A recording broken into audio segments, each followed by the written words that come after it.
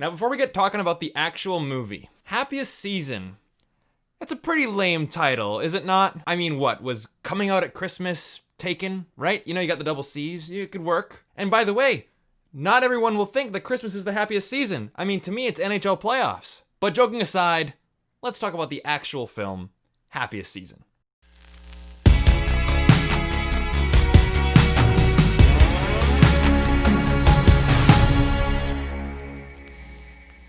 Hey everybody, my name is Brandon, aka the BrandoCritic, and on this channel it's my job to point you in the direction of movies worth checking out. So if that interests you, make sure you hit like and subscribe. It's the best way to show your support for the channel. And go check out my business partners, Movie Scene Canada, for the latest news, reviews, contests, and trailer reactions as well. But today, I'm here to tell you whether or not Happiest Season is worth the watch. So, we got Happiest Season, and as soon as this movie starts, you know how it's gonna end. It's the classic liar reveal story, right? One thing, I didn't tell my parents that I'm gay, or that you're gay, or that we're dating, or anything like that.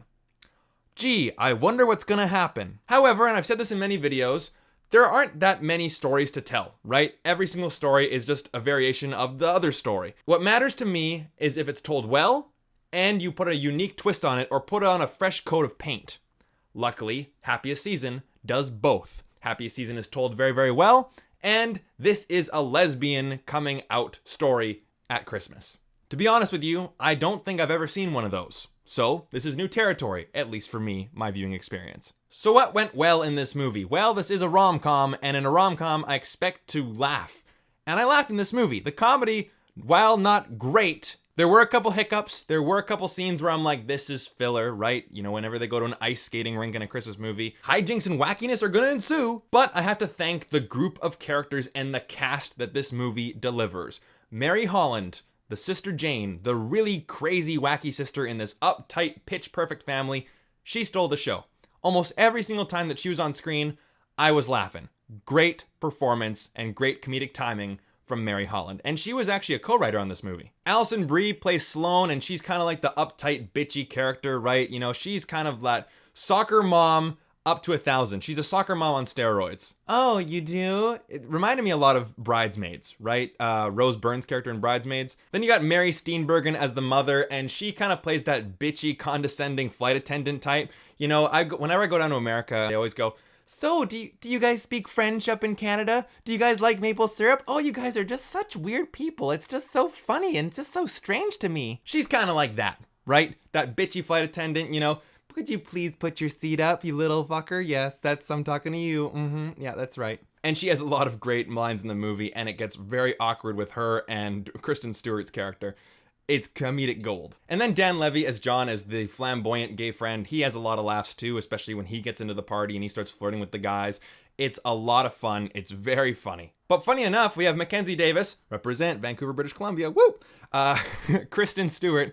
You know, they're the main characters and they do their jobs well, but it's funny that they're the most boring characters in the movie and they're the main characters. Not that they're bad characters by any means. It's just that the supporting cast is really, really great. Now, I will admit this movie does have some pacing issues, right? I did find myself checking my watch a couple times. It's like, okay, I know where this movie's going. Let's get on with it. And not all the emotional beats landed, right? When there's that breakup in the movie, when the lies kind of come out, and there's a little bit of a fight between Mackenzie Davis and Kristen Stewart, I literally, in my seat, went, where the hell did that come from? And I get it, in the screenplay, that's where that moment was supposed to happen, but it just came the hell out of nowhere. But the final message makes up for this.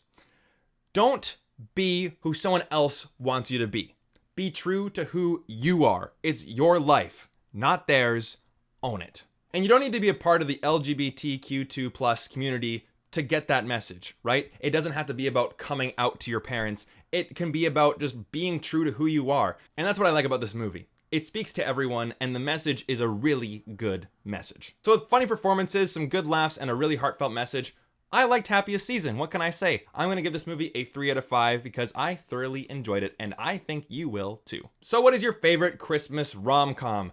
I still have a soft spot for Love Actually, and sure, while the movie doesn't hold up after repeat viewings, it's still a staple in my house for Christmas. But what about you? And have you guys seen Happiest Season? Let's talk about the movie down in the comments. But if you're new here and you want to see more videos just like this one, then definitely hit like and subscribe, and have a Merry Christmas and a Happy Holidays.